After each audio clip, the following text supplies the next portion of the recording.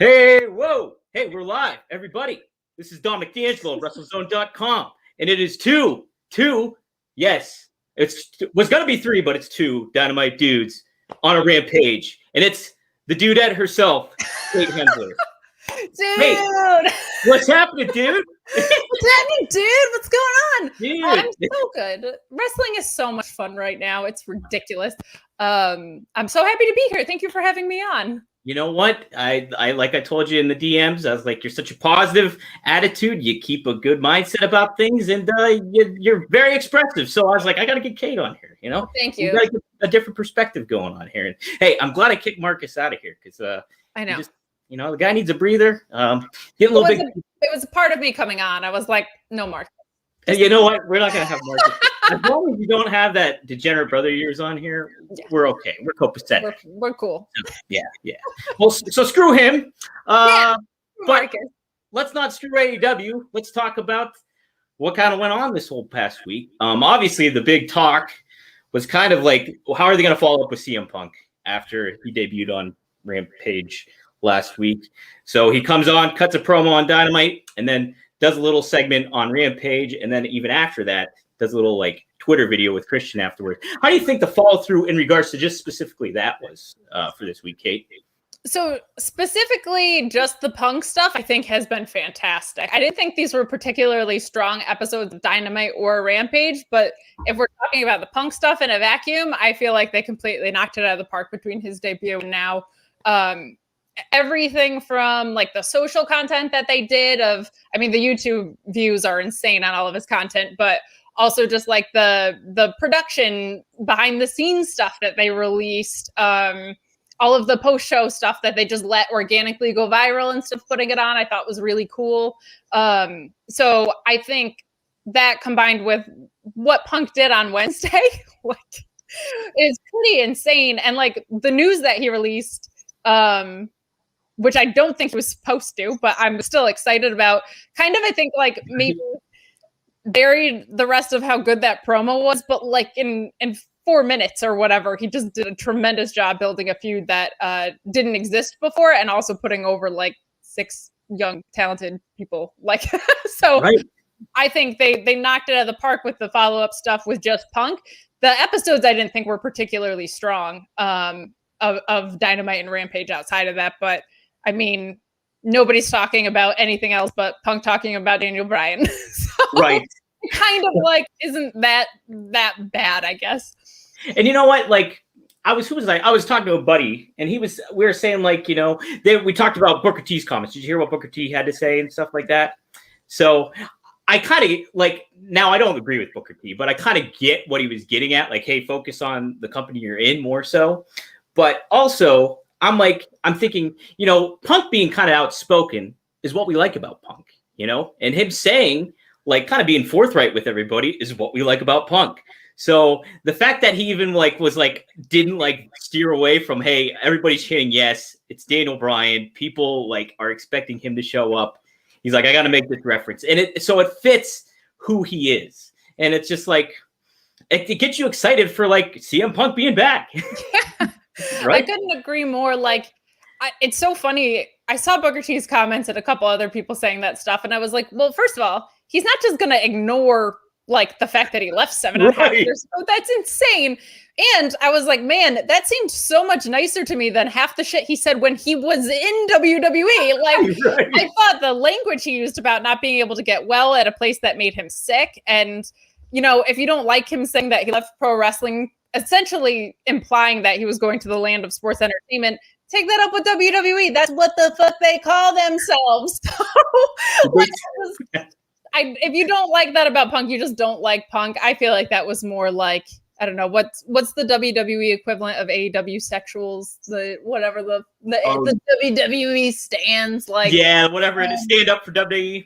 Yeah, that are getting on that. And as far as Booker T goes, I don't know, is he really going to go out there and say he shouldn't have gotten ice cream bars? That people famously don't like ice cream? Everybody loves ice cream. Right. Yeah, man.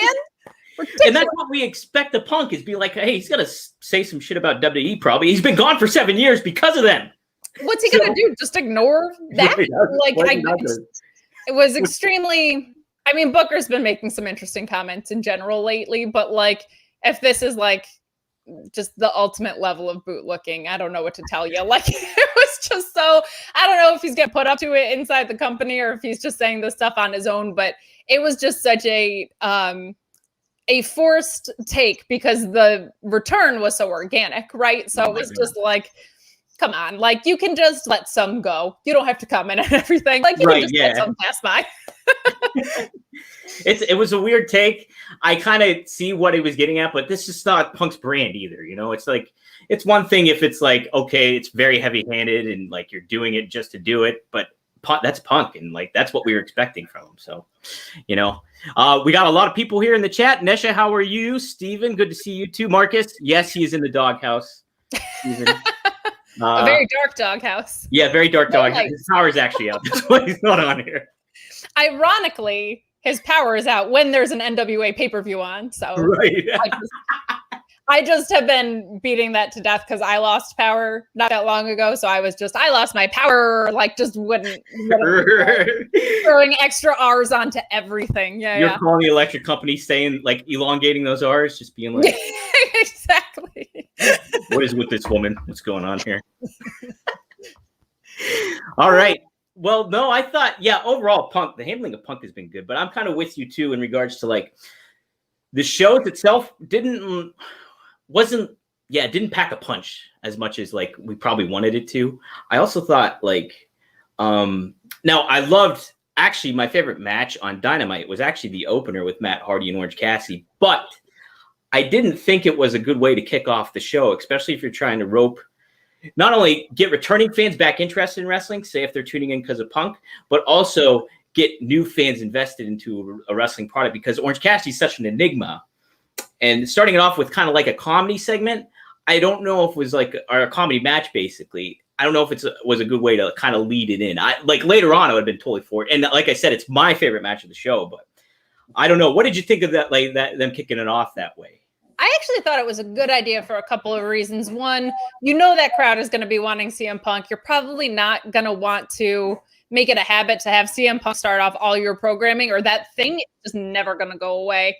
So I actually kind of liked this because I feel like my sister doesn't watch wrestling at all, but I've shown her Orange Cassidy and she thinks it's fucking hilarious. You know what I mean? Yeah. Plus, you had him in the ring with Matt Hardy, who people are going to recognize that are returning. So you take a super over guy who nobody's going to be chanting for CM Punk as soon as Jane hits. You know what I mean? They're going to be there for Orange Cassidy. And you're pairing him with someone who is recognizable. So you have this like very silly gimmick and this very fun dude with somebody that people are going to recognize. I actually kind of dug that they let off with it. And I agree with you. It was definitely a standout match of the night, despite the ending being a little weird, but definitely one of the stronger ones on Wednesday for sure.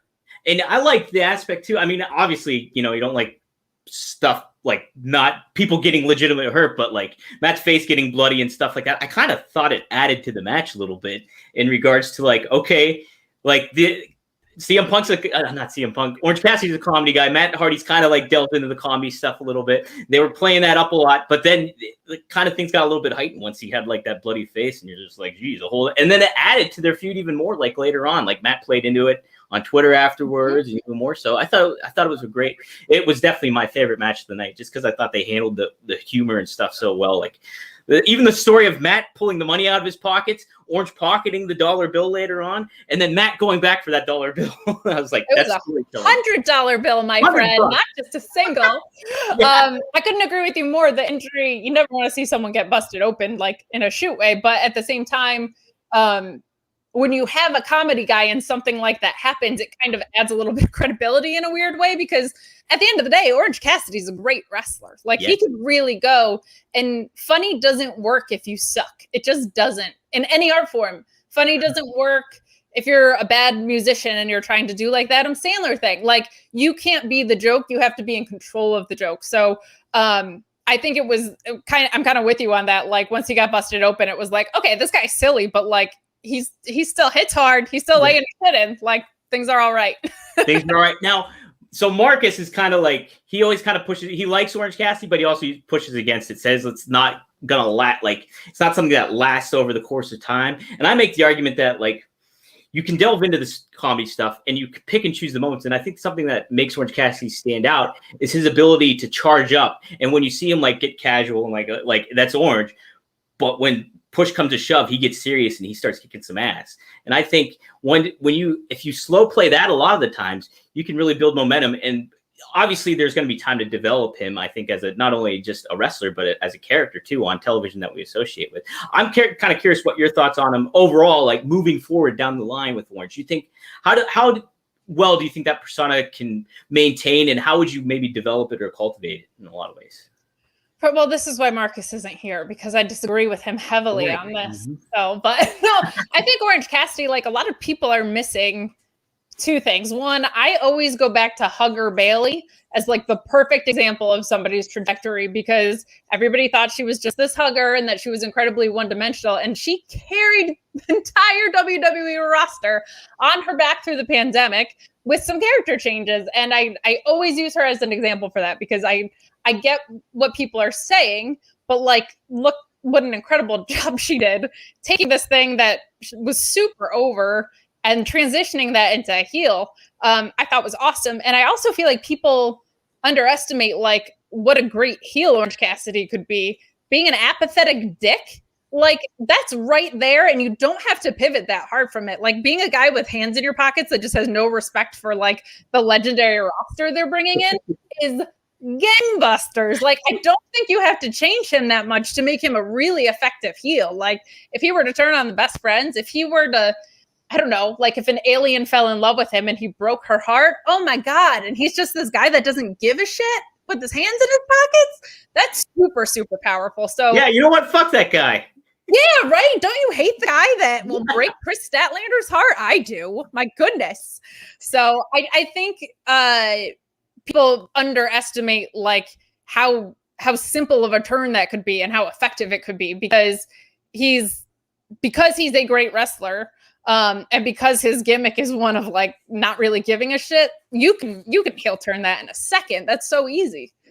You know, I never even thought about it that way. That's great. Like, yeah, especially like Statlander and stuff, or like, yeah, if his friends need help and he's just like, yeah, you know what, fuck it, I'm not being part of that. Like, if Titan hits and he doesn't come out because he's too apathetic to bother to show up, like, there's so many directions you can go with that. I think you nailed it, Kate. You nailed it. Thank you.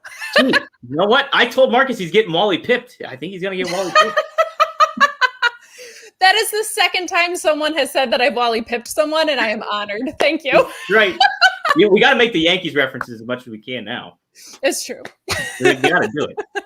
All right.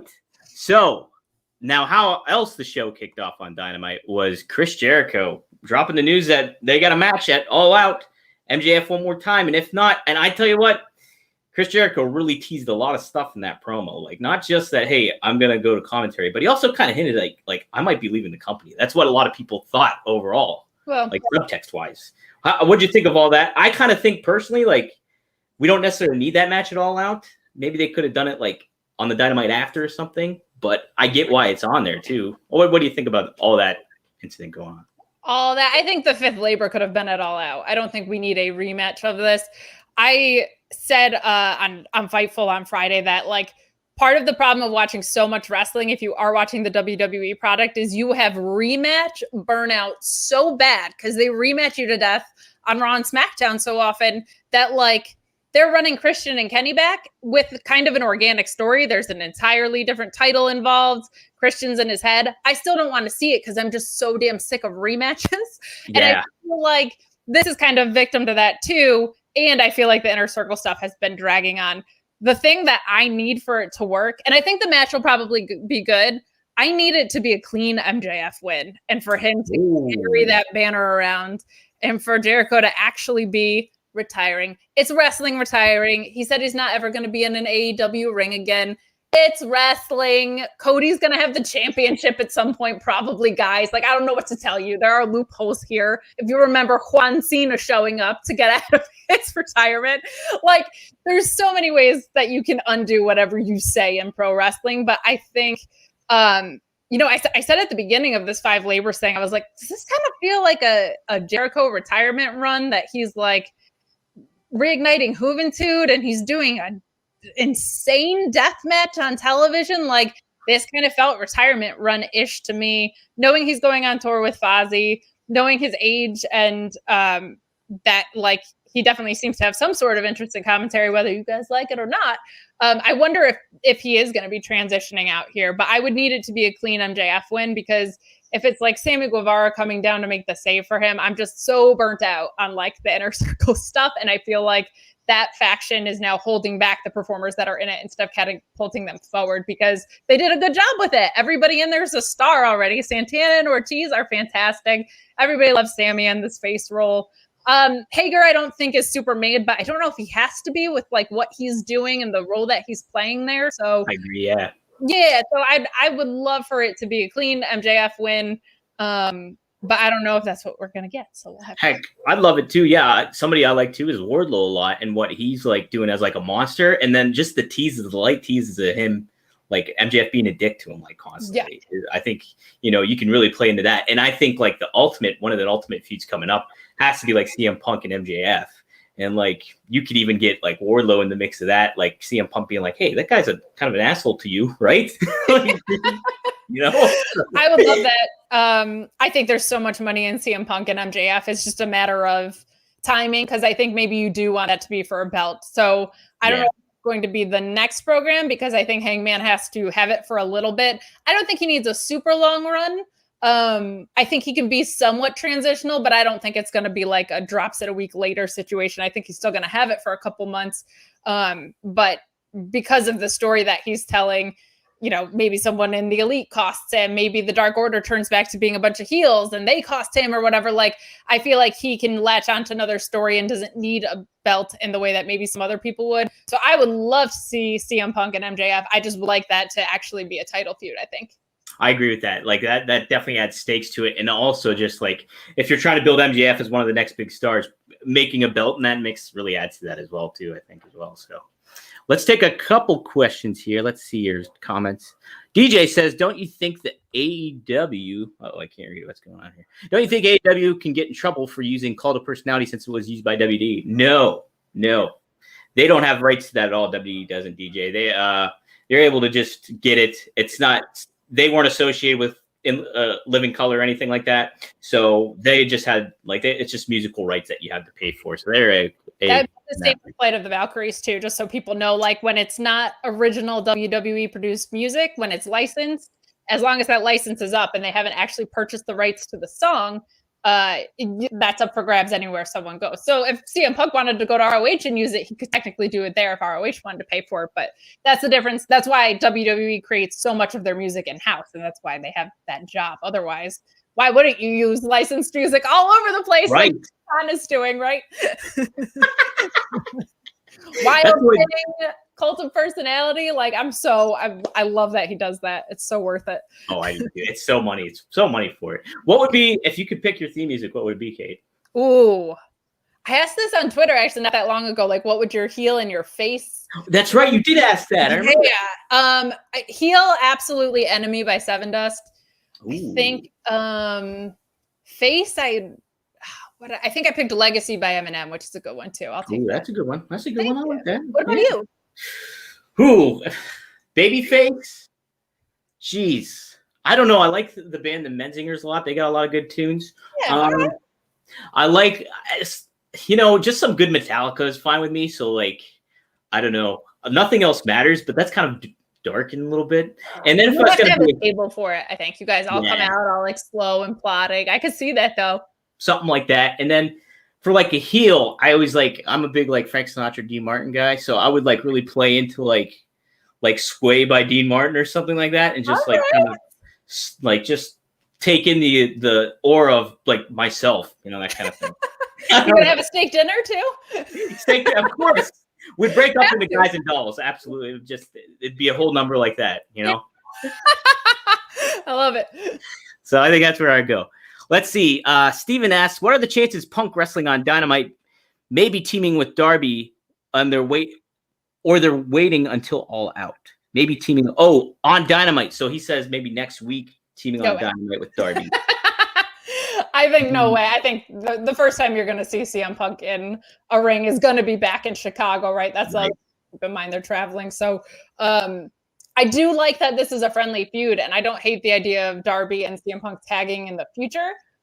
There's just such a natural connection there of them being two straight edge kids. But I think the first time he's getting into a ring is that All Out. Yeah. Oh, it's got to be. You can't. Right. I mean, the week after, you could do something. Like, it would just be like, hey, what a good follow-up. That gets people to tune in. But, yeah, you got to wait till All Out, till Punk actually competes in the ring. Let's see. Oh, yeah, people are watching NWA Empower. Yeah, let's get this real quick. I know it's not AEW. Well, it's kind of AEW related. What'd you think of Empower last night? I thought it was really, like, very solid. The commentary was not good. Who was on the commentary last night? I just heard people saying, wow, and oh my gosh, more than I heard any play-by-play or insights about what was going on in front of me. It was not good. And like, not good in a way that it was distracting and will actually take you out of a match. Not like it was fine, which I feel like is where I sit with Impact a lot. And even AEW to an extent. The only commentary that I'm like super into is Ian Riccaboni and Caprice Coleman on our. He's so good. They're insane. And like what they do to tell stories with the pure matches that they're doing over there, it's unbelievable what they do. So the commentary was not good and they had some production issues, but overall, I think it was really great. I didn't need Chelsea Green winning the first cup that they ever did, but I get it. I didn't love some of the booking in there, but there were some people that really, really stood out. I mean, Deanna looked ridiculous. So good. Legit Layla, who I have loved for like a long time. I saw her at the Collective and was like, she's going to be a star. And then like 2 weeks later, she was on Dark and it was like, oh, maybe like sooner than I thought. This is great. She's fantastic. And I'm not like a huge fan of Camille's in-ring work. Her look is amazing, but some of the stuff Layla did with her last night was just fantastic. And Lady Frost is unbelievably ridiculous too. So I thought it was really great. I thought it was fun. Like it was lighthearted and it should have been. And I just thought it was cool that Mickie James managed to pay homage to so many different types of women's wrestlers and so many decades of women's wrestling in one pay-per-view. I thought it was a really great pay-per-view. That's awesome. Cause it's like NWA, like it has such an attraction, like especially when it started off and like, you know, way back when they had like Ricky Starks and, you know, all those guys like going in and just the studio aspect and that live studio aspect and stuff. And then, you know, obviously the pandemic hit and kind of ran into situations where people left and, you know, it kind of lost its luster in a lot of ways from certain aspects of thing. But being able to kind of make something special like this and really focusing and like just the simple fact that Mickie James got released by WWE and there was nothing, you know, there wasn't a good follow. Like they didn't do her justice in WWE at all, like whatsoever. So it's just like, and that's an understatement, I feel. Yeah. So like her being able to be like, hey, okay, I'm taking charge of the show and putting this all together was a really good way to like tip the cap, not only to her, but to women's wrestling and where it's going to go, I think. And I think it's this is a good lead in too, because I love the women's division in AEW, but you've made a lot of great points in regards to how it's handled throughout, you know, these past few shows, or even a little bit more so, where it's just like, it's a focus at some points, but obviously there's a lot still kind of missing there. You are so sweet for not saying you are a maniac who rants about this on a weekly basis and you need to get the fuck a hold of yourself. I love the talent there. The booking sucks. Like, I don't understand. And I get more frustrated with it because they do such a good job with the men in the tags divisions. And I'm like, what is it with the women that you suddenly start treating it differently? And it drives me absolutely bonkers when you see people like Britt is obviously a star. They give her Nyla out of the gate and a feud about cheeseburgers. I don't get it. Yeah. And Nyla, they're building as this beast, but you know she's going to lose to Britt. So she's like super vulnerable. You know, I love Red Velvet. She's very inconsistent though, like very hit or miss. Her match with Britt was great. But like you signed Thunder Rosa and now she's like mostly on Dark now that she is signed. I don't get it. Diamante was insane yesterday. She lays her shit in harder than like most women in wrestling, I would say. She is there to kick someone's ass. She's kind of hidden away. They make a star out of Tay Conti and they don't put her on TV. Like they just throw her off a cliff. Sheeta lost the title and just where the hell did she go? She got a haircut, which is great. That's about it. Like it drives me absolutely crazy. And the other frustrating thing is when you have a match that isn't great and it's the only match on the card that's a women's match, which I get it. They have to like build that out a little bit. that means 100% of the women's wrestling you saw that night is bad. So that means people are going to go and say women's wrestling is bad. And that sucks because it's not true.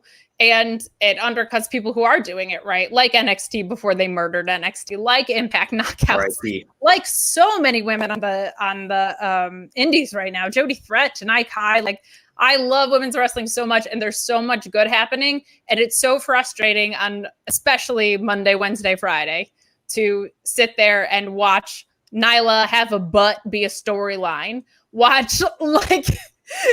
Or I'm sorry, Nia, not Nyla. Nyla had cheeseburgers. Let's clarify that. Like, I just don't understand where I've said this a few times. Nobody has come out and said to Britt Baker, "You're so confident in your wrestling. You went and got a whole ass dental degree. You spent 8 years in school because you were that there's just no fire or just they don't even build out feuds. Like, it's just like a 1 week, shotgun to the top." And then no B feuds being built. And then sometimes they build one on Dark and it doesn't carry over. It's just, they have a great roster and it wasn't great from the get. They've worked really, really, really hard to change that. Now they have the talent and the booking is still atrocious. So it's very frustrating. And that was so kind of you to be like, you've made some good points. Because really, I just rant on a week. Well, I mean, because Marcus and I look at it too. We're both huge Thunder Rosa fans. And number one, that's Marcus's number one wrestler in general is Thunder Rosa. So it's just we look at it oh man. And, from the aspect of they've done from where it was started out, it was there was so many holes in the women's division, but you bring on all these talents like Ty Conte and you've established a Ty Conte, you've established Thunder Rosa, you've established Layla Hirsch, you established Britt Baker, just went into her own, everything like that. So you have a great women's division core that you're building around. But yeah, you're right. The follow through with it is just, it's here and there. And it's just kind of frustrating if you're just watching it from the aspect of all right, you have a roster, you just don't have the execution of it down. And it's and that's the other thing too that I have on the ticker here is it's a huge roster just in general. It's and I made the point to Marcus, maybe what you can do is almost like a volleyball game where you rotate talent through and in. So it's you have your core guys or gals that you're working with that you put your focus on Dynamite and on Rampage, and you have some outer factors circling in and out, but your main core people stay there. And then you can always, and it's wrestling. So if people need to go somewhere, go on the indies for a while, come on back, leave the territory, come on back. Something to that effect where you keep them in the mix, but they don't necessarily have to be there all the time. Man, when they opened the forbidden door to Impact, I was like, this is going to be so awesome with the knock. And they've done nothing. Britt Baker has come out and said she wanted it. Deanna's come out and said she wanted it. Everybody wants the crossover because it's awesome. The knockouts division is incredible. So it's wildly frustrating. And it's kind of the only thing that I feel there's, other than the refereeing, a massive hole in. There's refereeing, right? Refereeing, I can't. I just listen. That's why I love JR on there. Marcus and I say this all the time. I love JR because he's he calls shit out sometimes. He's just all right, is Rick Knox in their pocket? What's going on here? He'll just flat out say what's happening with the referee. What's the point of having Rick Knox ref a match? Because there's any rules. If you're a heel, you should be emptying your pockets for Rick Knox to referee your match. You should absolutely be. You should be in the Hardy family office going on, Big Money Matt, man. Well, they kind of implied that with the Bucks, so I'm glad they worked it into a storyline. I would rather just have referees that aren't idiots. That makes sense in what you're doing, or just call it a tornado tag for the love of God. Just call it what it is. You know what? They're doing the trios, so maybe I think they're really teasing to that. So I'm hoping that maybe that means that the just regular tag matches will be more tag oriented and stuff, while the trios matches could be more luchador oriented. I would love that. I would love that too. I would love clarity. That's it. Just clarity. Yeah. That's it. Let's see what some people are saying here. Do you think after this week's altercation between Evil Uno and the Dark Order and Alex Reynolds walking out in the group that he'll be going to a heel single role? I think there's more in store for that stuff. I don't think I really liked I forgot to include this in this, so thank you, DJ, for bringing it up. I really like that Alex got to say something and like was the guy that spoke up, because like, you know, and Evil Uno called out on it, was like, hey, you're just used to living in John's shadow all the time. And so it's like, which is like heartbreaking. Like, hey, come on, man, that's rough. What are you doing, man? So, but I like that it was Alex that spoke up, because you're like, hey, man, hey, I'm glad that guy said something. You know, we don't know too much about him still, even. So it's like, I did like that, but I think there's going to be more coming from all this stuff. It's not just going to, I don't think Alex is going to go to a heel's role. And I don't necessarily think Evil Uno is toward the heel. I just think there's a rift in the group and there's going to be more storytelling with it. What do you think? Kind of like Danhausen. I don't think he's even that evil, to be honest. I think you're just seeing some infighting and that Adam Page is going to come back and say, I can't let this group of guys break up after, like, because I left, essentially. Like, I think you're going to see him come in.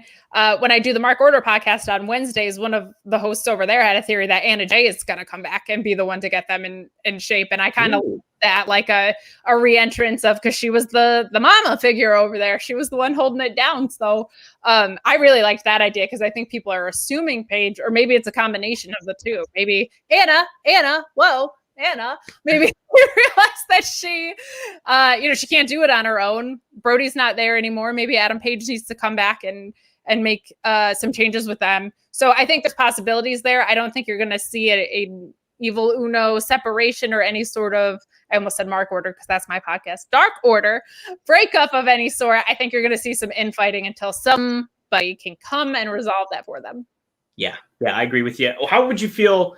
Like, obviously people are talking about like Bray Wyatt maybe being the next guy to like come in and like take Brody's helm. It makes sense from a story standpoint. How would you feel about that? Not only for the Dark Order, but for Bray too, introducing Bray into the mix of AEW if they're going to do that. I feel like Brody was their leader and that's it. I feel like that's how it should be. Bray, having had a history with Brody on a different program and what he's able to do, I wouldn't hate it. Like, it makes sense. But I feel like every time CM Punk is going to come in and lead them, Malakai Black is going to who's never released. It's like new member leader of the Dark Order. Yeah, like Buddy Murphy's going to come. Like, no. And like, you see talent tweeting about it. Like, we already had the best leader you could ever have. Like, it's not going to happen. Bray is a logical choice, but I, in my heart, would like for that to be Brody's legacy and to leave that alone. And it seems like maybe that's how they feel on the inside too. Otherwise they might have done that with a Malakai Black, which I'm glad they didn't, because his rollout has been perfect. Well, it's been great. Oh my God, he's going to kick everybody's heads off their body. I fucking love it. I loved it in NXT. Oh my God. I loved it in NXT. I'm just like, geez, oh man. Like, just that move itself, like, pops me. And I mean, and like, I loved his theme song, like in NXT. Like, I thought you couldn't top that theme song at all, but like, and I still like that more than his new one, but I think his new one plays to who he is even more as a character. So it's like, I'm all for it too. I guess, let's talk about that. How do you feel about that as a main event? Brock, a guy we weren't familiar with before July, and now he's main event in an episode of Dynamite. Obviously there was a story to be told with that. But overall, how did you think the execution was that, and just them putting that on at 6 minutes before the show closed? I feel like if your dad loves you, he never lets you go out there and face him. I'm sorry, my dad would not let me go get my head kicked off. What are we doing, Arn? No, I think this was a logical choice, and it's clear what he's going to do now, right? I don't think maybe that was main event worthy. But I think Malakai Black is badass enough that, like, I'm not mad about it being in that spot. Every entrance of his feels like a pay-per-view. It's just incredible. And like with the mask and the lighting and how he makes his eye more dead every week.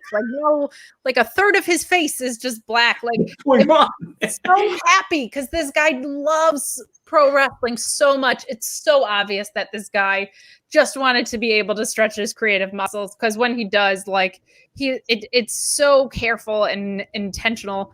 I didn't need this to be the main event. I actually would have preferred if there was, just nothing but Brock Anderson dying. Like, I felt like that should have been, just let him get his block kicked in. That's what he was there to do anyway. I don't think you needed to, like, build him at all in this way. And I don't think you need, like, Big Shot Elite closing out the show. I thought that was kind of weird. It just didn't need to happen there. If that happened on Rampage or something, that would be kind of cool. Yeah. But I feel like why not go out with the note of Malakai Black dominance and then have that happen somewhere else, maybe on this week's episode or whatever. I do like this idea that he described his own character as the devil with amnesia, which is just the most badass thing I've ever heard in my life. That's like an album title you could come up with. Which is like, it's so and with Cody, I loved everything that he did too, where it was like Cody would launch into one of his, like, as people were calling, like, Codyverse rants of like, in this society, and he would just kick him in the face. Like, I loved how intentional that was on both of their parts, by the way. Right, yeah. Kind of credit for that. But like, now him going through the Nightmare Factory after Cody was going through like the heel part of that, or the Nightmare Family, sorry. I think is cool. Like, he kind of came to counterpunch everything that they were trying to do with Go-Go while Go-Go's getting his second surgery and stuff. I don't think you could have asked for, I was like, there's never going to be a debut that's as cool as this. And then CM Punk happened, right? So, but his rollout to me has been basically perfect. So, didn't need it as the main event. Not mad about it though, when you have someone that's that fucking cool closing out your show.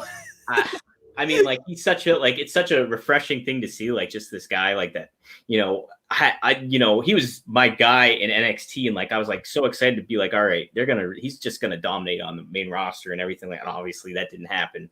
And so, like, for him to able to, like, quote unquote flex his muscles and be able to show what he can do from a creative standpoint it's awesome to finally see him, like, hit the potential for matches to him, Punk.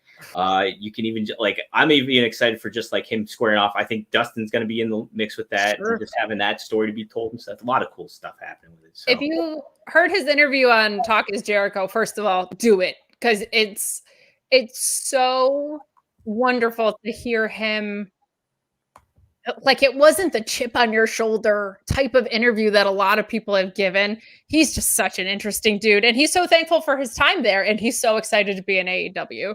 But he was talking about the talent he wanted to put over. And he was like, I think Sonny Kiss is awesome. Yes. Like, I want to work with Sonny Kiss. Like, to see how many of the, like, veterans that have come in from the outside, like, putting over this young talent in this way is so cool. And they're so passionate about doing it. Like, he even said, he was like, I want to have a legacy that's filled with successful benchmarks in my career. I also want to have a legacy that says I helped the people behind me come up a little bit. And it's a fantastic interview. And it seems to be such a universal mindset in what we're seeing in AEW. And I just love it. Him with Sonny Kiss would be awesome, because I just think Sonny is such a unique talent that you can really position in a great way. Like, he goes on like a TNT title run. I think he could do a great job with something like that. But you tell a story with, like, the contrast of Sonny Kiss going against a Malakai Black is just, I think that's a money feud. Like contrast in ring styles and contrast in characters. Like, exactly. You don't get a bigger clash of both of those things than that. Like, I think that would be so cool. And it's just cool to see him. Like, that would not happen where he previously worked. We'll put it no. There's just no way. He did, like, Sonny Kiss would come out on like a unicycle bike, and then Malakai Black is like he'd get his other eye taken out or something, and then exactly, and then fight about a motorcycle with Drew McIntyre. Like, I don't know. I don't know what they're doing. I don't think they know what they're doing. Goodness. Let's see. Oh yeah, next it says 6-man tag team titles. Bring in Eric Redbeard. What would you think about Eric Redbeard in the mix at all? It's makes sense because they're so stable heavy there. I don't hate that idea, but we are getting, like you said, it's a crowded roster right now, and I don't know if his value justifies the signing as much. I wouldn't be like mad about it.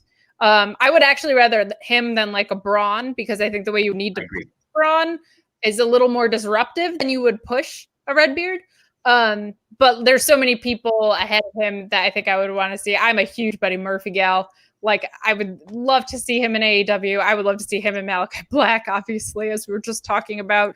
So I don't know if I need him, but I wouldn't be mad about him showing up, if that makes sense. Yeah, no, that does make sense. That's the issue, is like, I think at this point you got to be kind of selective of who you're bringing in and stuff like that. And that's just like, that's a big concern of mine for AEW, is like, the amount of roster size is just a lot. It's a lot, and I don't want to see anybody like lose a job or anything to that aspect. But you can't balance a show like in that. It's a tough gig to do. With that, and I said this on Friday as well, like I think they could use some clarity around how all of these like programs are working in their ecosystem. So like you have Dynamite, you have Rampage, you have Dark Elevation. What I don't know if and Rampage is like 2 weeks old, so this is not like a fault of theirs, but like what is the intention of each of these shows is what, right? Like, so I think Dynamite is obviously like your bread and butter. And then what do all these other things mean? Are they going to advance storylines on Rampage, or is it going to be like how SmackDown complemented Raw before they were like clear vehicles, right? Like, is Elevation storyline driven and Dark is getting indie talent workouts and almost having free tryouts? Like, what is each thing? Because I feel like that used to be more clear than it is now. Like, I feel like that got muddied around when Elevation kind of started. So, with that expansive roster, like creating clarity there would be great. But like, you're right. Like Lance Archer seems to be falling through the cracks, and that breaks my heart because I love that. I love him. He's one of my favorites too. He's fantastic. But that also helps with the Forbidden Door being, I'm so over the Forbidden Door term, but it sounds like a weird porno or something. Like I'd do it. But I do think like why isn't he, like he did some stuff with New Japan, which is cool, but he came from New Japan to be on this show, right? Like, so I feel like they didn't want to do an invasion angle because invasion angles notoriously are not great. But by just leaking over your top talent, like maybe you're underutilizing the potential of what you could do when you do have such a big roster, like throwing them over to Impact and these other promotions. So I would love to see Ring of Honor talent facing some of the people that are not on there, because a lot of them I think ring style wise would be great together. So I do know that roster is getting a little bloated, so the people you're bringing in you got to be a little selective about, and for God's sakes, like go get some women. Like that's all. Why isn't Amy Dumas backstage? Like that's all I want to know. Maybe she's on a Legends contract, but like she said like she wasn't on the best terms necessarily with No, she wasn't. That's a great point too. Yeah. Wouldn't mind seeing AJ Mendez show up. Oh yeah. That's bound to happen, I bet. I wouldn't be against it either. No, she was great. Oh yeah. Let's see. Okay, something I'm excited for. Here, let's look at a couple comments here real quick. I did want to talk about this. Will Adam Cole debut this week in AEW? It's tough. I mean, I could see him showing up maybe at All Out, but the report is Cassidy of BodySlam.net reported that Bryan Danielson's set to debut reportedly at All Out. So I would say Adam Cole. I mean, I would like to see him show up after All Out, actually, like maybe the Dynamite after. I wouldn't be against that. But Kate, what's your perspective on that? I think there's something really interesting with Adam Cole, which is that he wasn't released, right? So you don't have this 90 or 30-day time stamp on you. That doesn't mean he has to show up the week after his contract expires, though. Like, let's take a breath. I think the thing that makes the most sense to insert Adam Cole into is some of the stuff with the Elite, right? So I would rather they hold off on that and bring him in at the right time for that. Maybe Hangman goes over Kenny and then Adam Cole is standing there saying that the Elite has lost themselves and whatever. Like, it's such a natural story that if he is going to show up in AEW, it's worth waiting a little bit. And also, like, he might want to chill out and hang out with his girlfriend and heal his body and whatever. Like, I think people forget that, like, every time you go through the mat, they say that's like going through a car accident. Like, people might want a minute to rest their bodies between. But I also get the temptation because that's a steal that wasn't because you laid off 100 people, right? Like that's a steal because somebody's actively now choosing to go to AEW over WWE, which is a big deal because that is a choice from someone who was a sweetheart of theirs. Like Mox wanted to get the fuck out, right? Like Adam Cole has seemed like such a company guy. So did Bryan Danielson, though. Like, people starting to choose to go to AEW is a different ballgame than I don't have a job anymore. Let me wait around and see. And that also makes me laugh when people like call AEW like diet WWE, because I'm like, yeah, out of the 100 people they've laid off, some of them are going to go to AEW and get a job. Like they laid off 100 people in the past 18 months. Like, a handful of those guys are going to go to your competitor. Weird, I know. So that just drives me crazy in general. Where do you want them to go? Honestly, like, they're wrestlers. Do you think they're not going to go to the second most biggest company in the world, basically, right now? Yeah, you think they might show up there? Like, not everyone's going to be like, you know what? I'm really passionate about doing an indie run. Like, my 2 million Twitter followers or whatever the fuck are going to watch me on GCW. Like, that would be awesome. Don't get me wrong. But, like, some of them are going to go to the top competitor that you have. Yeah. It's just bound to happen. So Nesh agrees with you. She says Adam Cole's going to take a vacation before resigning. Good for him. Go to Barbados. Get a tan. You know, you got to play into the Carly Simon song Anticipation. Just build it. Build it out. It'll be fine. You know? And, like, keep in mind for AEW, they have other debuts lined up. And, like, if Body Slam's report is correct, they probably moved that up. I think the report said because they're concerned about COVID, like, realistically.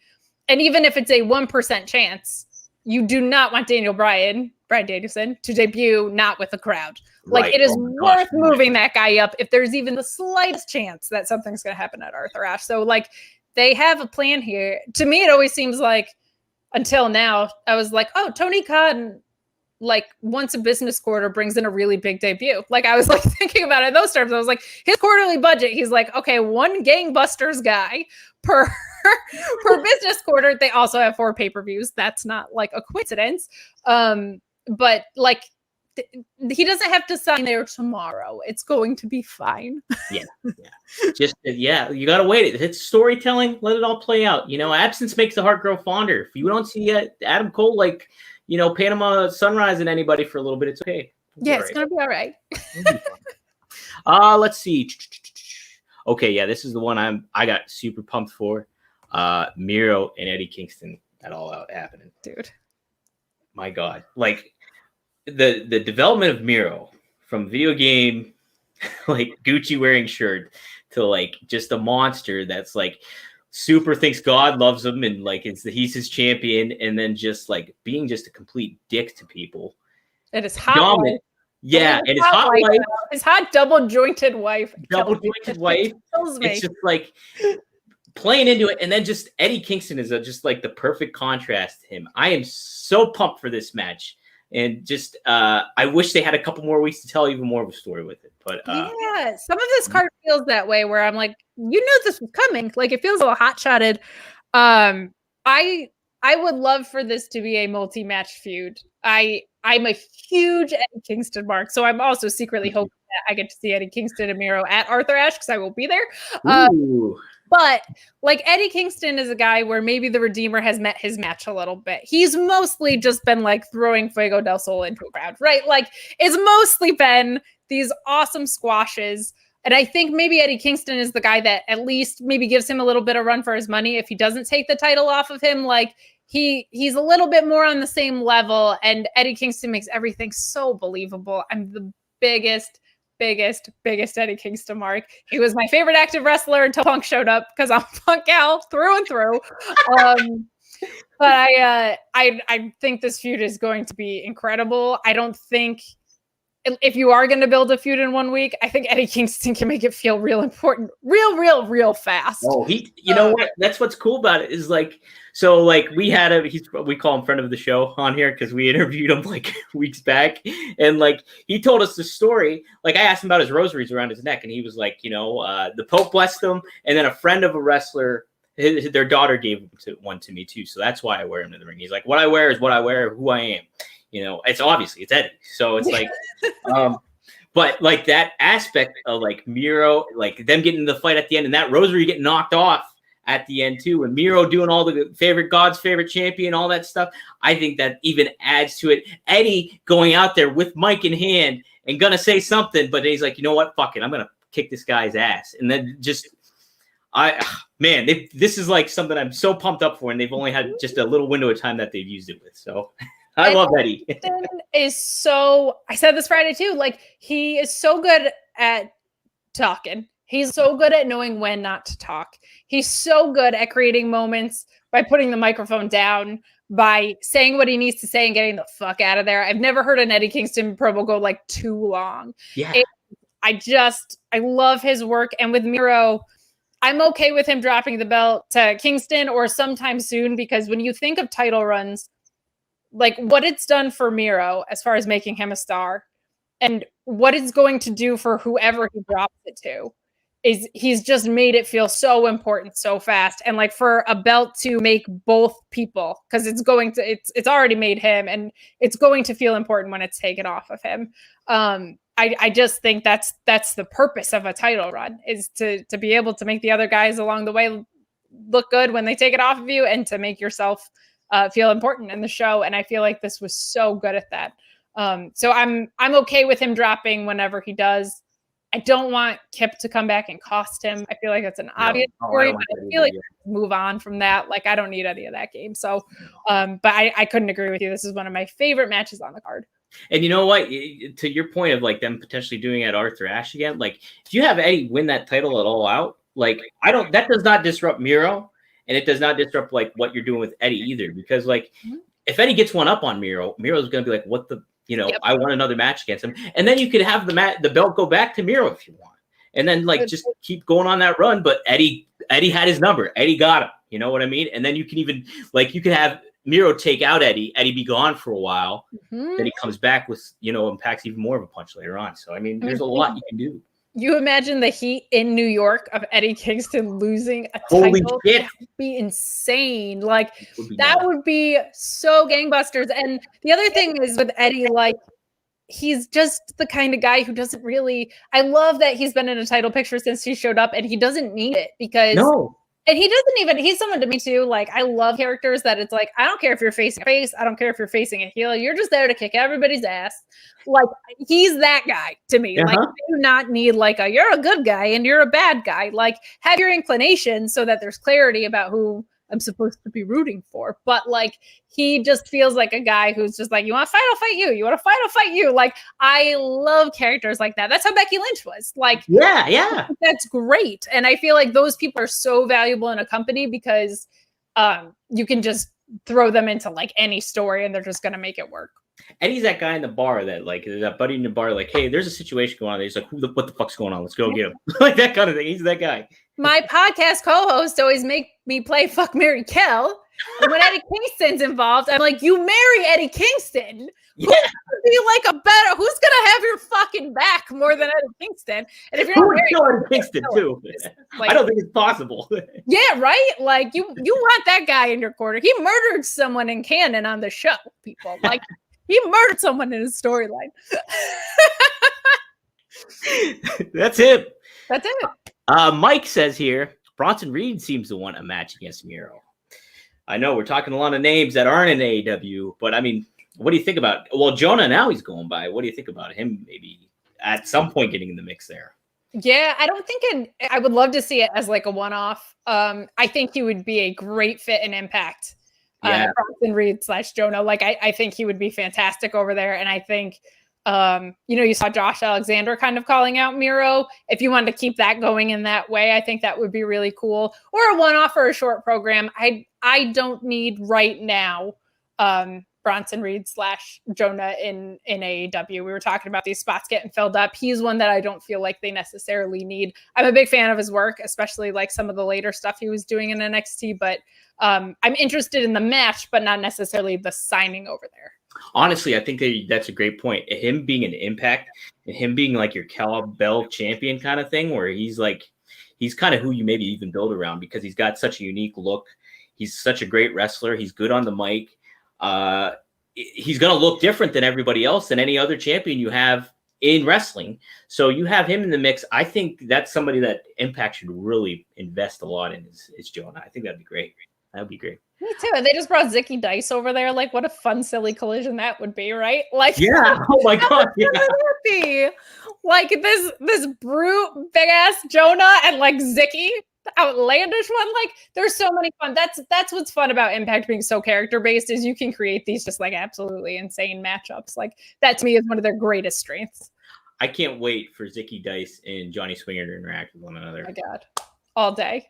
That is money for me. Money for me. Let's see. Oh, Nesha says Becky is her daughter's favorite. You can't beat Becky. I don't want to be a heel. I really just don't. But well, that's good because she can't be. So yeah, I don't know. Yeah, right. Like I know she's gonna come back and work heel. Doing that and her comeback is the dumbest shit I've ever heard. Like, I don't get why the follow-up is not justified squashing Bianca at all. Like it's made no sense over there. I know we're here to talk about AEW. I'm real hot under the collar about this though. Like I know it fueled me up too, and I barely watch WWE because I don't have to. So it's just like I know now I get paid to watch SmackDown, so it's like a little bit different. I have to like, man, it's they could have her work heel. She's not that far off as a babyface, but make the moment come after her debut. Everybody's so excited to have her back. Nobody people were chanting her name the past how many weeks beforehand, and then if you hot shot it there. You're making her beat somebody that people already like. And it's just like, all right, you have Becky dump the water on Bianca Belair. It doesn't make any sense to do. No, and there's not a lot of women's faces on. There's not a lot of anything on SmackDown in the women's division right now, but like faces least of all. Bayley's out. Sasha is a heel. Bianca just lost. Like there's just not a lot. And Zelina and Carmella are Sasha's stablemates who she chose, even though they already lost to Bianca 700 times. It's a mess. It's a mess, and Becky's a face right now. Like it just makes no sense. It's zero sense. Now, did this make sense to you? What do you think about AEW fans complaining about putting the Gun Club versus the Factory on Dynamite, not Darker Elevation? Now, it's not like a huge match. It does seem like something that would be on a Darker and Elevation. I love Billy Gunn. Like I love the Billy Gunn when he was the one Billy Gunn. So anytime you put Billy Gunn on my stream, I'm for it. But what did you think of that? It was just a vehicle for Paul White, basically, was all it was, I feel. But yeah, I would rather have seen Thunder Rosa. Yes. I would have rather seen Lance Archer. I would have rather seen a lot of other things in place of that match. I did not need this to set up QT Marshall, and I said it right. QT Marshall. Yes. Marshall. Awesome, adorable dog. And Paul White. I just didn't need this to be a vehicle for that in any way, shape, or form. I thought it was a waste of television time, especially an episode where you're following up CM Punk. You're putting this on, made no sense to me. Yeah, why wouldn't you? That's great. Why wouldn't you put somebody like Thunder Rosa, cut a promo, talking about the Casino Royale Battle Royal coming up, and just claiming her spot basically, and saying I'm going to kick some ass. You're going to see why they call me the best in the world, and boom, boom, boom. You got something happening there and something cooking because that was an afterthought on Dynamite was the Casino Royale Battle. Did they even announce it on there or was that just Rampage? I don't even know. I can't remember. Well, there's the first problem. We don't know.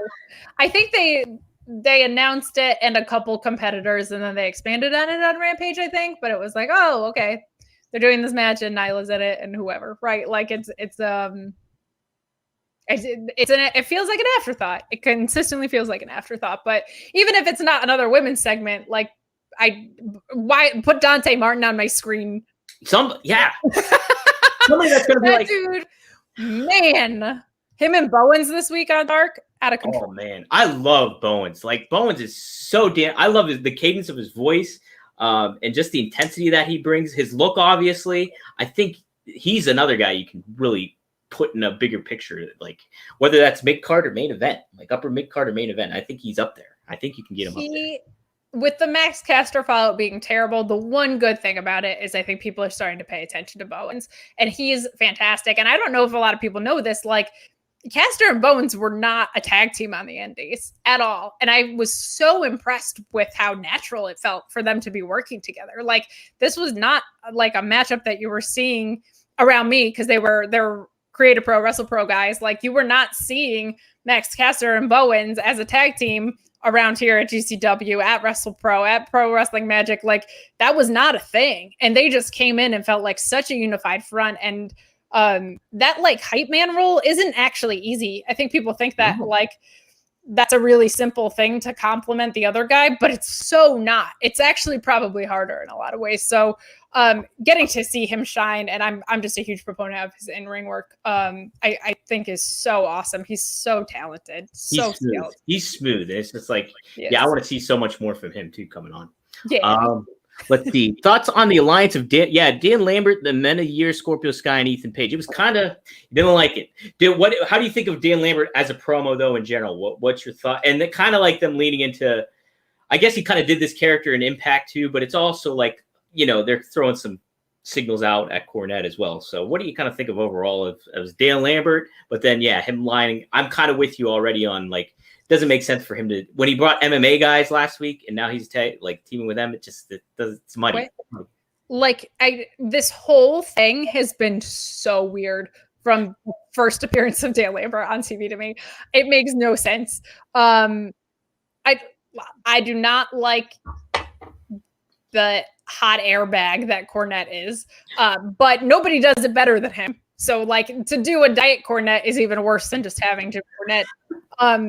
I don't know why when Jake Hager's there, he would align himself with Scorpio Sky and because Ethan Page was Karate Man because he went out on that note. I don't understand. Oh, he's great. I like him a lot as a promo. Yeah. Not a better one than Ethan Page.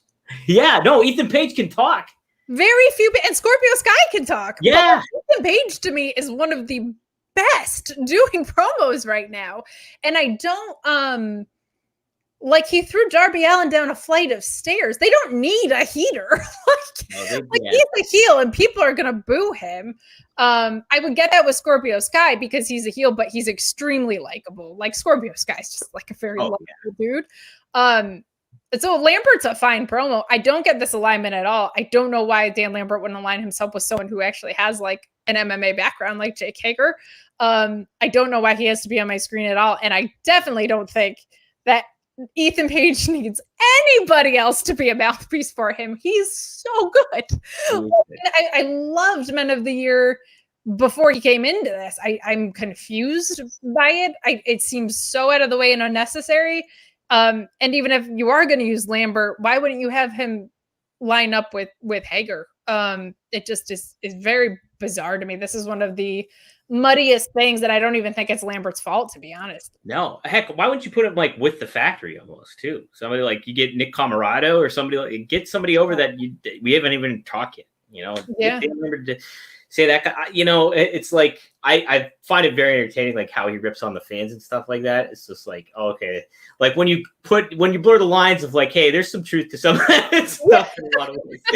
It's all right, I can get into that, but yeah, it's just it meant for Men of the Year guys, it doesn't. It was I don't know. It doesn't make sense. It doesn't square a peg in a round hole, basically. Yeah. Let's see here. Let's see. Alexander would be a good opponent for Cage. Now, Steven says, I don't know which Cage you're talking about. There's several. Christian. Cages bro, that all over the place here. Cages. A lot of cages. Cage match at All Out. Cage match, yeah. And you could be talking about Penta at this point. I don't know. Right. Who knows? Oh, yeah. Let's talk about this. Okay. And I looked at the All Out card. Right now, that's the only tag match on the card is that. So yeah. I'm pretty excited for it. I think, was that you on Twitter that said you thought it was Jurassic Express was going to go the whole way? I didn't really know. This one actually had me wondering. We talked about it a little bit on Friday, and there is a natural story with Jurassic Express there a little bit because of the way that the Bucks beat them. Penta and Phoenix, I'm never going to be mad when I'm seeing them face the Young Bucks. It's going to be great. This was another one, though, we were running it back again that I didn't feel like I needed to see. However, in a cage, that is going to make it feel fresh again because it's going to be insane, first of all. But adding that stipulation makes it feel different than their previous matches. Almost like how Blood and Guts felt very different with Pinnacle and Inner Circle than a Stadium Stampede would, right? A completely different personality thing. I'm hoping that the way this Young Bucks title reign is getting stalled, that what's going to happen is that they're going to drop to Proud and Powerful. I always call them LAX still. I'm sorry if I do it again here. I don't know why they don't now. They got the connection with Impact. Why not? I know. It just always falls out of my mouth. I'm hoping they do that. I hope that it's that they're dropping it to them and that FTR and Proud and Powerful didn't get the full story that they wanted to tell because of the injury. So yeah. I think we'll run that back, and that I'm a fan of because that we didn't get to scratch the surface of that really, I think. But I'm kind of like, okay, the Young Bucks have kind of run through this division. Maybe they were going to face the Acclaimed and then this fell apart. That feels very possible. But like I'm ready for, and I've loved this title run. The fashion alone has been fantastic. Oh my God. But I'm ready for them to drop. I just think they're stalling because maybe they do drop to Proud and Powerful at all. At Arthur Ashe would be bananas. Oh man, you pair that with Eddie losing, and then God. You're putting them. You're putting the whole city of New York on Young and the Restless right there with that kind of. Jeez, I'd be all for that. Man, what do you think's happening with FTR? Is like, I mean, obviously that injury is horrific and really unfortunate. Stop showing it. I don't need to see it. I can't look at it. Take the pictures off Twitter. I can't look at it. It's so gross. I don't want to see it. It's so gross. That makes me feel good because I was like, maybe this is like a girl thing, but there's been a lot of grown men that are like, stop. I'm not a squeamish person a lot of times. Like, I'll cut myself and be like, oh God, look at this. But there'll be, if that's a little much. That was gruesome. And they show it a lot. Stop. Mm-hmm, mm-hmm. I hope he's not. I hope they're just teasing that, okay, hey, he might be done. I hope it's not the case, obviously.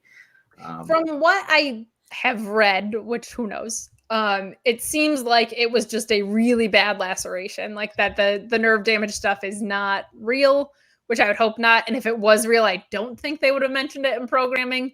As old school as they are, I think that would have been like maybe a little bit too far behind the curtain. Yeah. So I'm hoping that that happens again at some point. You're right though; it's not on the card for All Out, so I don't know if you do that again on free TV. I'm also AEW in Newark, so if they want to give me that too, I'm fine. Well, they got it. It's coming this week. Next week it's going to be Proud and Powerful and FTR. Oh my gosh! Okay, well I completely missed that, so that's on me. Yeah, it's next week. Well, that makes me excited then. Yeah, so hopefully something goes down. You're gonna get something good in Arthur Ashe. Damn it, I kind of want to go to Arthur Ashe. Dang it! I need to. I have a free plane ticket from Spirit I can use. There you go. You got 3 airports to come into. One of them's going to be good. I'll take the gamble. I want to do a little like media mixer thing before that, which is usually Jeremy Lambert from Fightful suggesting karaoke to everyone, but I want to like put a thing together. So now, what is your karaoke song of choice if you do that? Crying by Aerosmith is always at the top of the list. Whoa, that's an intense song to do. Thank you. You got to pick stuff that people, they don't care if you sound good. They want to sing along, right? Here I Go Again by Whitesnake. I've done a few times. That's a great one. What's yours? Let's see. I did 3 a.m. by Matchbox 20. There you go. Billy Idol. I did I do White Wedding or Dancing with Myself? One of those. Doesn't matter. Doesn't either. Either are victories. I might have did there's another one. I can't remember. I was pretty hammered the one time. Then you're doing it right. This is before I was a writer. So let me just get this out here. We have KSWA Fan Fest, which is like the Pittsburgh, locally based Pittsburgh promotion. And at that point of the year, they'll get a couple big names in wrestling to come and show up. So that year we had, Ricky the Dragon Steamboat was there. And then we also had Bill Apter. So I got blackout drunk. This was like 2017 or something like that. Maybe 2016. Anyways, get blackout drunk. We all go to the bar. Karaoke happened at the bar called Stinkies in Pittsburgh. Of course it was. Stinkies. It's you didn't have to tell me it was in Pittsburgh when you said it was Stinkies. That's like the perfect, just like pure class Yinzer drinks all the time. PBRs, you just pound them. Anyways, so PBR are the biggest baby face in wrestling right now, by the way. Isn't it? Yeah. Amazing. Getting that brain synergy going here. We want to get sponsorship happening. Anywho, so I'm hammered. I'm trying to chop it up with Bill Apter. Bill Apter, now he technically, a lot of the times he'll sing, I think, R&B. Or he'll do country. So his head's focused on what he's going to sing for karaoke. My head is focused on chopping it up with Bill Apter. So I'm trying to talk to him. I was like, so how you like living in New York? Blah, blah, blah. And I'm hammered. So I'm probably pretty obnoxious, whatever. And he goes over to my friend. He's like, hey, you got to tell your buddy to back off. Oh my goodness. So that was my first impression of Bill after a wrestling writer and aspiring wrestling writer going into it. It was good first start, you know. There you go. I like that there was the juxtaposition of you being like overhyped and him being so serious about so serious. You got to tell your buddy. Amazing. Like it's American Idol. Right? I'm ready to roll. All right. People are. I wonder who is watching the NWA show right now. I was kind of hyped for it. I'm curious how they're going to utilize Flair. If he's going to be in the storyline, they're just going to do pomp and circumstance kind of thing. What's the deal with that? Do you think? Yeah, I'm going to watch that after this. I think. Oh yeah, it should be good. It should be good. I love James Storm, so anytime you put James Storm on my screen, him. I'm not like super excited about Trevor Murdoch and all this, but the rest of the card I'm pretty excited about. And I love the Pope. Is the Pope on the card? Oh, he's the best. I think he is. He's Pope. in oh my gosh, I can't keep up because I didn't feel like the championship series thing they did was like great. I feel like that didn't really set things up super well. My friends at the Shining Wizards podcast said that Trevor Murdoch looks like he eats his own boogers, and now I can't unsee that. So what? Oh, I love Trevor Murdoch though. He's such a good dude. Great interview too. He's like he has stories out the wazoo because he's like not only was he trained by Harley Race, but he's got like just all his WWE experience. It's a fun Randy Orton stories, and holy shit. I believe it, but does he not look like he picks his own boogers? You know, he kind of does. A little bit. I'm gonna get you in trouble, and I love it. I love it. All right, let's see. Comment. Anyway, no, we already took that. James Storm would be a good fit in AEW. James Storm would be a good fit anywhere. You put him on my screen, I'll watch him anytime. Yep. Let's see. On Monday, Dark. Huh? What was that? I like Clearwater too a lot. Oh yeah. Mm-hmm. You can't beat it. On Monday's Dark Elevation, Chaos Project goes up against Guevara and Fuego del Sol. Do you see Guevara and Fuego del Sol as future tag champs? Not in that tag division right now. No, not at this moment in time. Like, I really think they're going to just keep putting the rocket on Sammy and just like, he's got to be the guy. Now, will Fuego del Sol be a reason for Sammy to fight? I think so. I think that'll be a good thing for, a role for Fuego to be in and all that stuff. So, coming up, I think that we'll see them tag, I bet you, at some point. But definitely. I think it'll be, I don't think it's going to be something ongoing, if you will. Let's see. What else do we got to cover that I didn't do? Got that. Okay, yeah, real quick, we'll do. Oh, yeah. So we touched upon it. Jamie Hayter's debut. What match didn't deliver, I don't think. There was just that missed spot. Hayter has a presence, and I like her a lot. But I wish she would hit the gym, maybe. She's just like not very strong. Oh my god, she's one of those women you look at as a woman, and you're just like, what? It's kind of like with Jade Cargill. You're like, you pushed kids at that body. Like, no. How did you do that? I think in a year from now, it's going to be great. Like, this was not a great match. She did the best she could with that spot from Velvet. It was just a botched moonsault, and there's no good way to react to a botched moonsault, really. So I think she did the best she could. But I think as time goes on, she's just going to be a wonderful asset to this division. I'm very excited, and she is an absolute badass looking woman. I'm so excited. Another woman, we didn't even talk about her, and she's such a unique look, great for the camera, and she can work in the ring.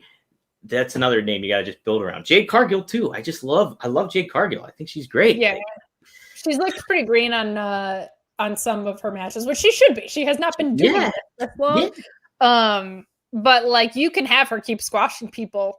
I think if her and Kiera Hogan end up lining up instead of facing each other, maybe you have a Britt and Jade, Jamie Slater, Jamie Slater. Jamie Slater? Is that Jeffrey Slater from Saved by the Bell? It's because I'm not a hater, so I say Slater. But Jamie and Kiera, I that would be awesome tag team stuff, or even just mouthpieces for feuds with stuff. I think that could be really great, but I think Jade would benefit from having Kiera Hogan in her corner while she starts to continue to learn the ropes a little bit and stuff like that. I think that could be very helpful. That's a very good point. Yeah, really good point. Steven says Jade, future women's champion. I agree with you there. Hell yeah. You can definitely do that. Okay, I think this is all I have here is the continuing build of Christian Cage and Kenny Omega. Has this felt understated overall, or have you felt that they've done it the right way? It's hard because I think in a vacuum, it's really strong. I think, well, first of all, anytime someone says Carney piece of shit, I pop. So Christian doing that 2 weeks in a row, it's great. I'm in. I like that Christian is your Impact champion. Like, I thought that was a really great way to have a memorable moment on Rampage right away. And B, Christian being able to say, yeah, I'm in your head. I'm the first guy to pin you in like 10 months, dude. Like, you should be fearful of this. It's just that he's not Hangman Adam Page. That's literally it. Like, and that happens. We said Batista had to turn heel because he wasn't Daniel Bryan, who was in the Royal Rumble. Like, you got the queen wave out of that. Happen. Yeah. It's so that just it just happens. People have kids and they have to go away, and it interrupts storylines. Like, so I think because it's a rematch. And because we were so excited about like this perfectly pure story that was being told over the course of, 2 years at minimum, kind of before the promotion even existed in a lot of ways. I think people were just so into that any swerve away from that was going to do whoever fills that role, a disservice a little bit. But their first match was great. So I don't love that they're running it back, especially when we have some other rematches on this card, but I think it's going to be a very strong match. And it doesn't seem like they're going to do title for title, which I'm glad about, because I don't need the Impact title back on Kenny Omega. I need the Impact title back in Impact. And I think Christian can have a couple matches and then lose it and still be super protected and fine. Like, that's not going to damage him in any way. Absolutely. And I feel, I think it just should be straight up for the AEW title. That's what it seems like it's going. I really, the fact that Christian has Kenny's number, I think is one of the best aspects of the story. And then it's been such an impressive run for Christian at this point, because he's done so many times where like his back's been against the wall in regards to like fans wanting something else, whether it was CM Punk in that mix or Daniel Bryan or, Adam Page. Like his back has been against the wall, and he's had, to cultivate the fan base behind him. And he's been able to do that, whether it was in Pittsburgh or Milwaukee. He made that beer reference in Milwaukee and stuff like that. Just those little attention to detail stuff. What a veteran move for him to get the crowd back on his side. And also, the Carney piece of shit line, that's a money line. Just deliver that, and it's going to hit a bullseye every time. So literally pop every time someone says that. I cannot beat that. You say Carney bullshit on TV, I'm in. I'm on your side. It doesn't matter who was on the other side. Right. And Kenny too. How about Kenny's like, hey, you think you know me? You think you know me? Like, that killed me. Oh my God. That was so good. You know me, Punk? Oh my gosh. So good. So great. So I'm pretty excited for it. I think, like even my expectations were like, I made a bet with Marcus. I was like, it's not going to be Christian and Kenny at All Out. I made a bet with him, and I gotta pay up. But it's I'm happy it is going to be Christian and Kenny, I think, ultimately at the end of the game. So this card looks like a little bit underwhelming to me on the surface, which makes me think there's going to be some surprises in store for us. Like, there's just too many possibilities floating around out there, partly because of all of the cross promotion that we've seen, partly because we know of some other big debuts that are coming. Like, you could put Bryan Danielson anywhere. It doesn't matter. He could go dethrone Miro. He could insert himself. He could go very easily to the Elite and say, you're the reason I left the other place, and now look how you're acting. Like, it doesn't matter where you put him, because he's going to be as impactful as CM Punk was, and that's the only return I ever cared about. Like, I was so excited because he was my guy. I have a PMA tattoo on the back of my neck. Like, he's my dude. Wait, you got a tattoo of him on the back of your neck? No, it's a PMA tattoo. I don't know if I can show it. But it's a PMA tattoo, and it has the Chicago Stars. I'm not from Chicago. This is because of this man. Like, I love the Punk mark. But you carried the doll with you. I did. Oh my gosh. So I'll tell you that too after my Daniel Bryan point. Daniel Bryan, I think, is maybe the most beloved free agent. Like, there's no. Punk is controversial. His impact, I think, coming back is going to be more significant in the long run. And there's nobody who doesn't love Daniel Bryan. Like, he's just, you just love the guy because he just loves wrestling so much. But yeah, so My sister does not watch or care about wrestling at all. And she asked if I have my CM Punk action figure. Of course I do. Yes. And I sent her a picture, and we made a bet. If she got the question wrong, she would have to make me ice cream bars customized. If she got it right, I would bring my CM Punk figure to ROH nights 1 and 2, by the way. I went to both nights of Glory and Honor. And she got it right, much to my chagrin and delight, because it was pretty funny. But we lived together when the Nexus angle was unfolding. And he was the leader of the Nexus. And the action figure has like the N armband. And I used to watch in her room because we only had one television. And she would always come back from where she was at like 11:05, and she would be so pissed because she's like, why isn't Raw over at 11? Like, why is John Cena still on my screen? So she hated John Cena, and I hated John Cena. Very different reasons. But she knew about the Nexus thing because she saw me be so annoyed that he beat the entire Nexus. And she was like, I remember this. This is the Nexus. And so there are several photographs of me with my CM Punk action figure at nights 1 and 2 of Glory by Honor. What was your reaction to that at the ECW arena? Nonetheless, you were there. So the first time I'd ever been to, it's not the ECW arena from what I've been told. It's much cleaner and nicer, which as a woman is fine. I don't need the graffiti in my bathroom. It's all right. I didn't miss out on that. It's a beautiful facility, and I'm a big fan of ROH and everything that they're doing. I think the Pure title coming back has been awesome. I think if there's a number 3 alternative out there, ROH has the most distinct personality over an Impact, which I think relies on a lot of outside talent, or an NWA who just so start and stop with losing guys. And I don't love their booking all the time. So I would love for Sinclair to like invest in them a little bit more. I really, really believe in what they're doing. And Jonathan Gresham spoke to Sean Ross Sapp about it on Fightful. He's just so passionate, and he wants to stay there so bad. Like, he was like, this is my home.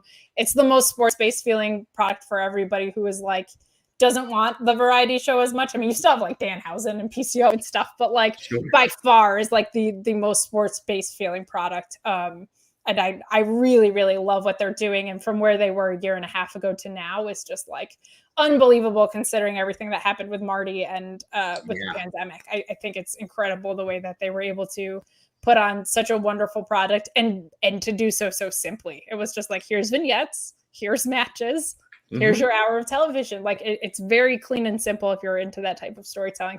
Simplifying is always good to do. And wrestling is simple, like basic. Good versus evil, boom. Get out of the way. Like that's where WWE is suffering so much right now. It's like, just get out of the way. Look at Malakai Black. Tony Khan was like, yeah, go. And look what happened. Like, it's amazing. We're not eating at Ruth and Chris's. We're going to Cheesecake Factory. That's what we're doing. None of the reference to your Twitter. Somebody said, I guess Applebee's calls themselves a fancy night out in their commercial. And I said, no, they're not. No. That is not fancy when you're doing 2 for $22. And then someone said, not like the Cheesecake Factory. And I was like, they called themselves a factory. That is also not a fancy date. I'm not above it.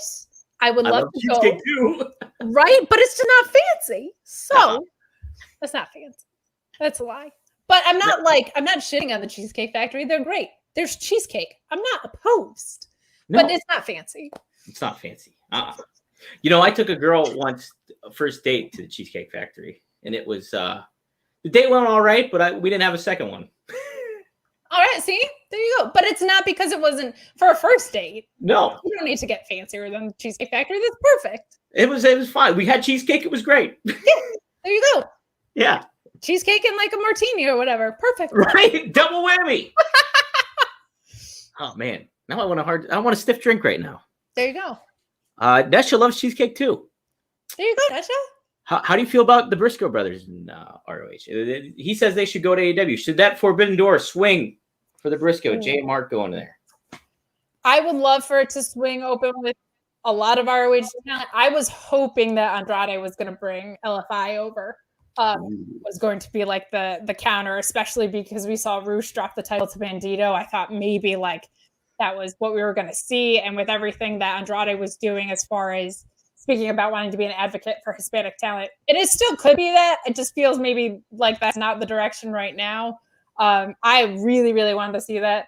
Briscoes would be fun. I think, the tag division in AEW is so ridiculous already. It's tough, but they have a very different personality than everything that's going on there. I don't need to see it full time, but I think some crossover programming would be super fun. Why not? Well, how great was it too when Jeff Cobb was like a mercenary that showed up once, and then that was it. Yeah, he was like, he's in the inner circle, and then he was like, "JK, I'm in New Japan." Hey, I'm just fucking with you. I'm in New Japan. Kidding. Just yanking your chain. Jay Lethal would be nice too. Who wants to? Well, let's all get cheesecake. Everyone wants cheesecake now. Yeah, fuck yeah. Yeah, cheese. Oh man. Fancy. I'm for it though. Like, don't get that mixed up. I want to see and Bryan Danielson has said this too, that he wants Bryan Danielson versus Jonathan Gresham. Like, oh my god, yes, can you imagine that? For forever. You know what? If Bryan Danielson said like, "Hey, listen, Tony, I got to go over to ROH and wrestle for the pure title," like, how are you going to say no to that? I think he might be doing something different than Punk. Like, I think Daniel Bryan, Bryan Danielson, the American Dragon, all those names. I think he would want to do the G1 in Japan. Like, I think he wants to do a retirement tour of all the places he's been. Like, that's just like the feeling I get, that like he might want to work other places. Like, I think ROH, like, it would be amazing, like, if CM Punk and Daniel Bryan did a thing in ROH. Like, that would be imagine insane what that would do for that company. This is what's so fun about this being such an open space right now. But I feel like Daniel Bryan, Bryan Danielson might like have an AEW stronghold and maybe spread his wings a little bit more, where I feel like CM Punk is the kind of guy who's just like, when I'm here, motherfucker. Right. Yeah, this is my zone right now. This is my pool. Where I'm at. Like, and I'm sure he would be open to doing some crossover, but I think Daniel Bryan, before he transitions into a producer role, seemed just like, just the feeling I got was like when he was doing interviews and naming talent from other promotions that he would still want to face, I was like, maybe this guy is going to leave WWE. And if he does, it's going to be so he can go do just this, I think. Oh, so yeah. I hope that happens, because I think it would be so healthy for the industry. Daniel Bryan, he's my guy. He's been my guy like ever since, just going into when he was the original NXT kind of thing. Oh my gosh, so good, so good. Can't top Daniel Bryan. It's right.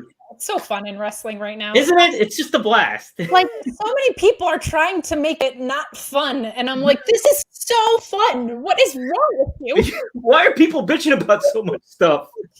Oh my god, this is the best. Like, do you realize how great this is? Like, the golden era of wrestling we're in right now. Come on. Oh, you can't beat it. It's about working yourselves. It's carny bullshit is what it is. We're a bunch of carnies right now anyways. I'm a carny piece of shit. Yeah, it's all carny bullshit, man. Yeah.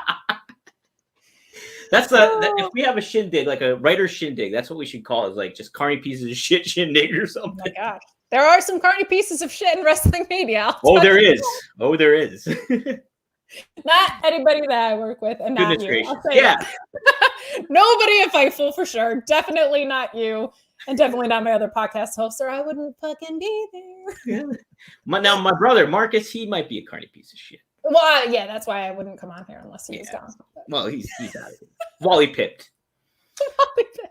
Wally pipped. Away he goes. Kate, plug some stuff. What do you got going on? Otherwise, you do the Rampage show on Fightful.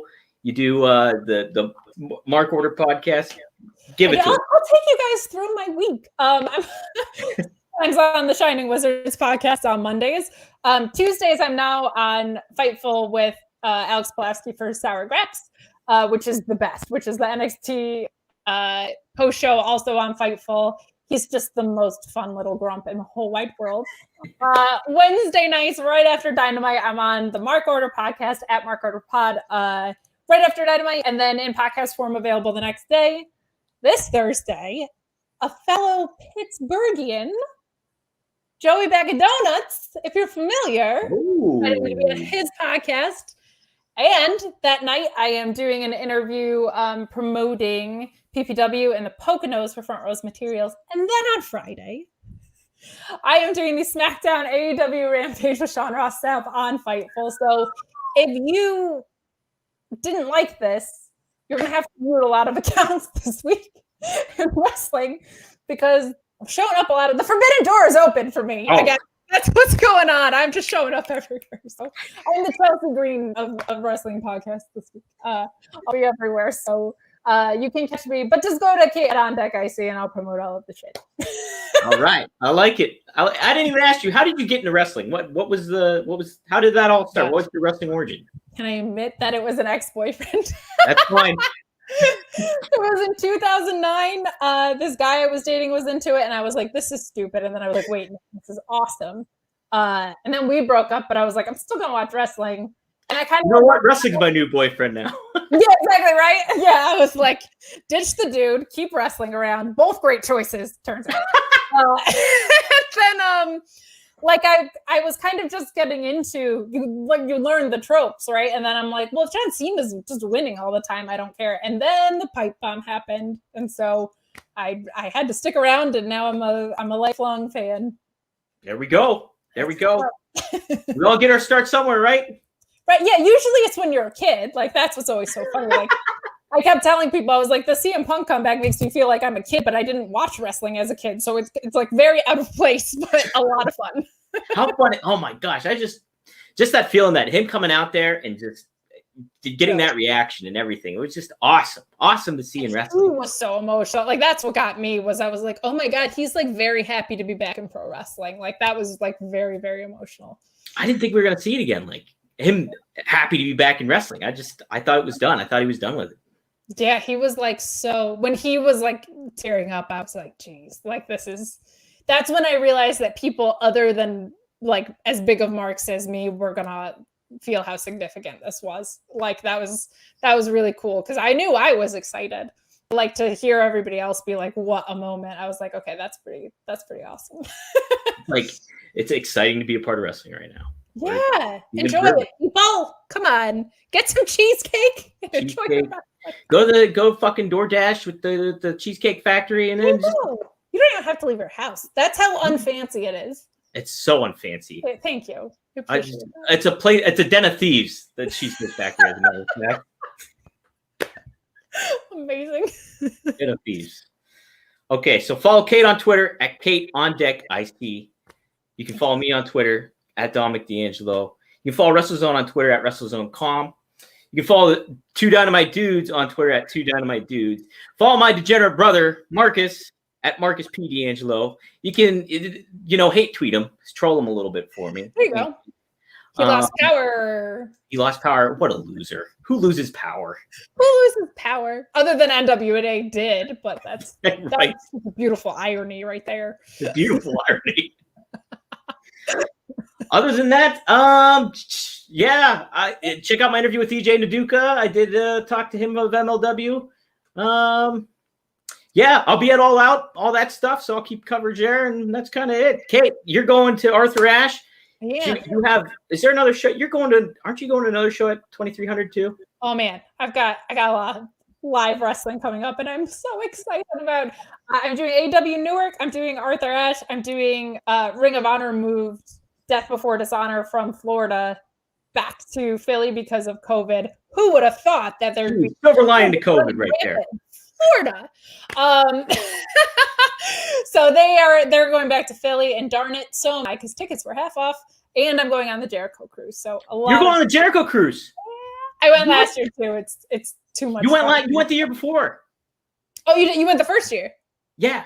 Oh my gosh, so much fun. No. Did you go? Oh no. I did not go to the first one. I went to the second one. Okay. Yeah. And I'll go to every one for the rest of my life because it was the best. That's awesome. Dang. So much fun. I'm getting FOMO right now. There's cabins open, bro. I'm just. I would want to do the drink package for free. I'd want to do the Jack and Rose with Orange Cassidy if I could go though. Oh, he's aboard, as is Britt Baker. That's right. Maybe the serendipity is just gonna kick in. I don't know. There you go. So anything can happen. Yep. All right, guys. Hey, you know what? Maybe I'll see you guys next week. I might not because I'm going to be in Dynamite or All Out. So I might not see. Might be next week, the week after. You'll get another Two Dynamite Dudes. But we'll see what happens. I'll try to make something work. But Kate, thank you for joining me. Oh my gosh, thank you so much for having me. All right. Hey, guys, we'll see you later. All right. Thanks for tuning in, Nesha, Steven, everybody, all the regulars. I appreciate it. DJ, you guys are great, and we'll talk to you again.